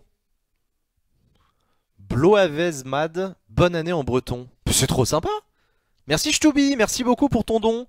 Et bah Bloavezman à toi aussi. Inch'Allah. Thank you. Merci. Merci, c'est trop sympa. Quingaman. Quingaman, voilà. Con nachos y guacamole. Voilà. J'ai raté le début, ils ont parlé des EHPAD. Pas aujourd'hui, non. Les EHPAD, c'était hier. Hier, on a beaucoup parlé des EHPAD. Si tu veux entendre les députés et le gouvernement parler de la situation spécifique des EHPAD, je t'invite à regarder le replay de l'émission d'hier, donc du 30 janvier. Et tu la trouveras sur Acropolis Replay. Bonjour, je viens de finir le travail. Quoi de neuf à l'Assemblée nationale aujourd'hui? Tu regarderas le replay, tu verras. Plein de choses. Plein de choses. Ou alors tu restes sur Acropolis, que de toute façon, on va vous mettre des rediffusions cet après-midi. Absolument. Il n'y a pas eu de questions sur la réflexion de Schiappa par rapport au fait divers de la joggeuse tuée. Alors, tu parles de Marlène Schiappa, la secrétaire d'État à l'égalité femmes-hommes, qui aurait fait une réflexion qui m'a échappé sur une question d'une joggeuse tuée. Non, j'ai pas de... Alexia Daval, à côté de la commune de Grès. Son mari a avoué le... Oui, c'est ça qui est passé aux aveux. Oui. Ah oui, c'est ça, oui, d'accord. Oui. Mais je sais pas ce que dit Marlène Schiappa, par contre. Je vois pas très bien ce qu'elle aurait pu dire, mais il s'agirait effectivement d'un meurtre. En tout cas, le prévenu a avoué. Voilà. Avoir tué sa femme. Par accident. Et ça fait polémique. Elle reproche à l'avocat de la défense ses propos, outrepassant ses prérogatives. Ah, Marlène Schiappa aurait dit un truc sur l'avocat de la défense? Vous confondez pas avec Nicole Belloubet qui a parlé de Jawad Ben Daoud? Je sais pas, je suis encore une fois très fatigué. Ah d'accord, elle a critiqué les réflexions des avocats de la défense. Ok, je ne savais pas. Peut-être. Donc en tout cas la réponse est non, il n'y a rien, il n'y a pas eu de... Ce sujet-là n'est pas apparu aujourd'hui dans l'hémicycle. Voilà.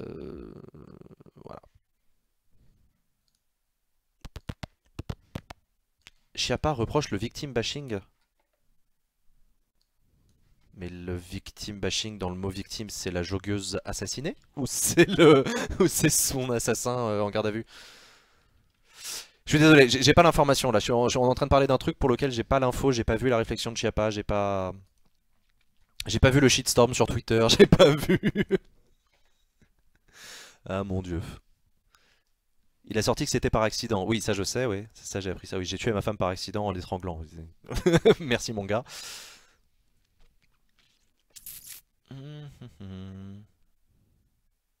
Marlène Schiappa a dit que les arguments de la défense étaient limites. Parce qu'en gros, la défense dit que c'est le mari va prendre cher pour 3 secondes de sa vie. Eh oui, d'accord, ok, d'accord. Je vois le genre de polémique, effectivement. D'accord, ok. En gros, la secrétaire d'État est dans son rôle de secrétaire d'État chargé plutôt de la défense des femmes victimes de violences en disant que c'est grave et tout.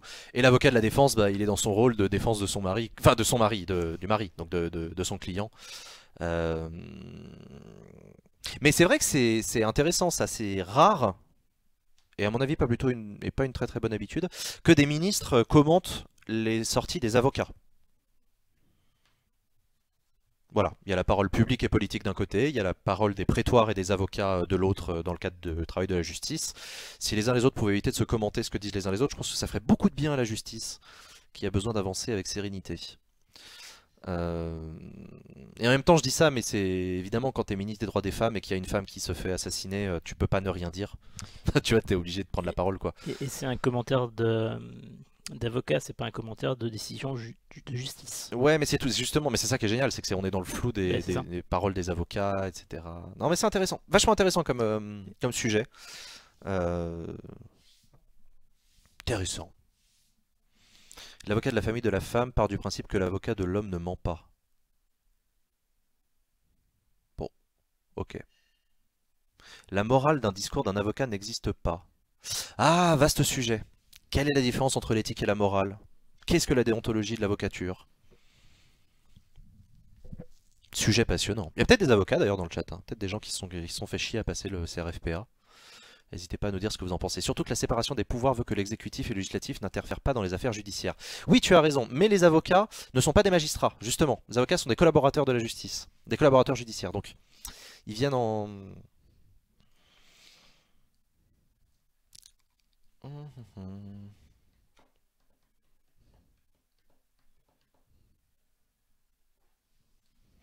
Les avocats racontent des salades et c'est bon, la salade d'avocat ça tombe bien. Allez, c'est sur cette bonne phrase que je vous propose qu'on arrête cette émission et je vais me reposer parce que je n'en peux plus. Je vous remercie à toutes et à tous d'avoir suivi cette émission. Merci encore une fois à celles et à ceux qui l'ont préparée. Merci à Sylvain en régie. On se retrouve soon pour la reprise des émissions, notamment mardi prochain avec les questions d'actualité au gouvernement. Portez-vous bien. Rendez-vous sur le Discord d'Acropolis. Rendez-vous sur le Discord d'Acropolis. Venez discuter sur le Discord d'Acropolis. Et voilà, hein, des gros bisous. Merci à tous. Merci à tous les nouveaux subs aussi. Ouais, merci aux abonnés, vous êtes vraiment extraordinaires. Gros bisous, bonne fin de journée, générique, fin d'émission, ciao. À bientôt.